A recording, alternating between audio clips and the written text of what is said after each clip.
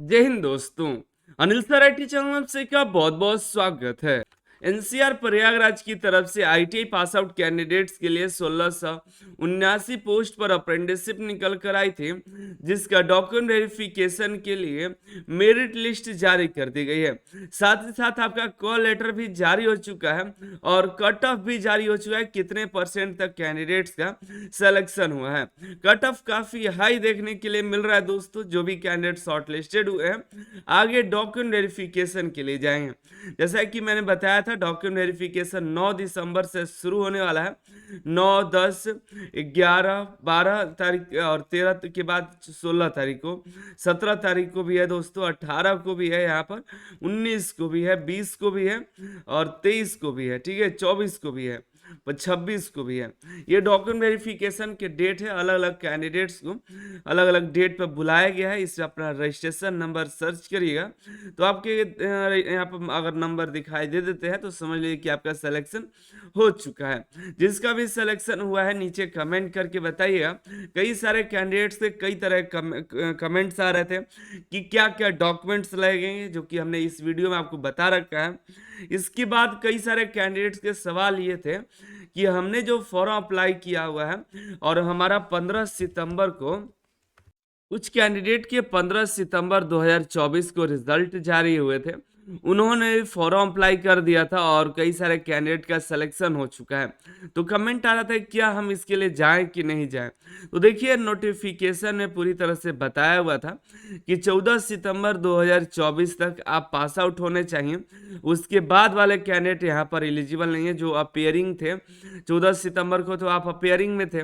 15 सितंबर को आपका रिजल्ट आया तो आप इसके लिए एलिजिबल नहीं है। इसके पहले नॉर्दर्न रेलवे का भी अप्रेंटिसशिप निकल कर आया था। 16 सितंबर तक फॉर्म भरे गए थे, लेकिन वो जो काफी सारे कैंडिडेट डीबी के लिए गए थे तो उनका रिजेक्ट कर दिया गया। तो अगर आप जाना चाहते तो आप अपने रिस्क पे जा सकते हैं। क्या पता उनका क्या रहा, शायद वो आपको आगे मौका दे दे, लेकिन अगर नहीं देते तो फिर आपको रिटर्न भी आना पड़ेगा। आपको ये मानना पड़ेगा चले नहीं हुआ, जो नुकसान हुआ नुकसान हुआ, ये लेकर चलना पड़ेगा। तो आप जाना चाहते तो जा सकते हैं। बाकी रिजेक्ट होने की संभावना ज़्यादा है क्योंकि नोटिफिकेशन में यहाँ पर दिया हुआ है, ठीक है। यही थी, तो आप देख लीजिएगा। ये जो भी कैंडिडेट के सवाल थे वो अपने अकॉर्डिंग सोच समझ करके जाइएगा, क्योंकि नॉर्दर्न रेलवे में काफ़ी सारे कैंडिडेट रिजेक्ट हो चुके हैं। आगे कई सारे कैंडिडेट के कमेंट थे कि ये तो फर्स्ट मेरिट लिस्ट है, इसमें मेरा नाम नहीं आया क्योंकि कट ऑफ हाई चला गया। तो क्या सेकेंड मेरिट लिस्ट आएगा कि नहीं आएगा? तो देखिए, आपको बता दें, फर्स्ट मेरिट लिस्ट है, जो भी मेरिट लिस्ट आती है उसमें बहुत सारे कैंडिडेट नहीं जाता। हम देखिए, अगर हम पिछला रिकॉर्ड हम देखें तो लगभग 40 से 45% कैंडिडेट जो है डीबी के लिए उपस्थित नहीं होते हैं, ठीक है। तो और एनसीआर का ऐसा नहीं है कि बस एक ही मेरिट लिस्ट आएगा। यहाँ से second merit list, third merit list, fourth merit list भी देखने को मिल सकती है। तो यहाँ पर भी काफ़ी कैंडिडेट अब्सेंट होंगे, कई अलग अलग रीज़न होंगे। कोई अप्रेंटिसशिप नहीं करना चाह रहा होगा, या कोई इसके लिए एलिजिबल नहीं होगा, कोई गलत मार्क्स इंटर कर दिया होगा, या कुछ किसी या कुछ ना कुछ गलत हो गया हो, तो वो नहीं जाएगा डीबी के लिए।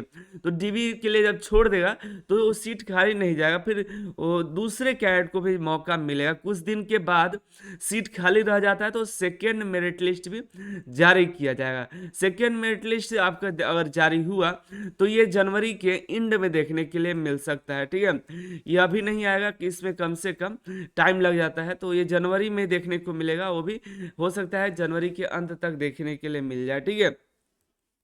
और ज्वाइनिंग अभी नहीं हो, जो भी कैंडिडेट डीबी कराते हैं उनका जल्दी ज्वाइनिंग नहीं होगा। अगर सीट खाली रह गया तो ज्वाइनिंग जल्दी नहीं होगी, सेकेंड मेरिट लिस्ट आने के बाद ही ज्वाइनिंग होगी, ठीक है। तो ज्वाइनिंग में आपको इस समय लग सकता है। तो जो भी कैंडिडेट फर्स्ट में डीबी कराए तो इंतजार करिए, ज़्यादा कैंडिडेट उपस्थित नहीं होंगे। तो सेकेंड रिजल्ट आएगा जनवरी में। सेकेंड डीबी होने के बाद फिर आपको जो है ज़्यादा समय नहीं लगेगा, 15 दिन के अंदर ही आपका यूनिट अलॉट हो जाएगा, ठीक है। अब कैंडिडेट के कमेंट आ रहे थे कि हमने झांसी में, प्रयागराज में अलग अलग यूनिट में फॉर्म अप्लाई किया था, तो हमारा एक ही साथ मेरिट आ गया, हमारा कहाँ पर सिलेक्शन हुआ। तो इसकी जानकारी आप जब डीवी करा कर लौटेंगे तो उसके बाद आपका यूनिट अलॉट होता है, ठीक है। जब यूनिट अलॉट होगा, सेकेंड डीवी होगा, तब उसके बाद अलॉट होगा। जब उनको जितनी सीटें चाहिए थी उतने कैंडिडेट मिल जाएंगे या ज़्यादातर कैंडिडेट उनको मिल जाएंगे तो उन सभी कैंडिडेट को अलग अलग यूनिट अलॉट हो जाएगा, ठीक है। सेकेंड डिवी करा कर आएंगे कैंडिडेट, तो उसके बाद यूनिट अलॉट होगा, रिजल्ट जारी होगा, तब कैंडिडेट को उसी समय जिस यूनिट में आपका सिलेक्शन हुआ रहेगा उस यूनिट से आपको ज्वाइनिंग के लिए कॉल लेटर आएगा, ठीक है।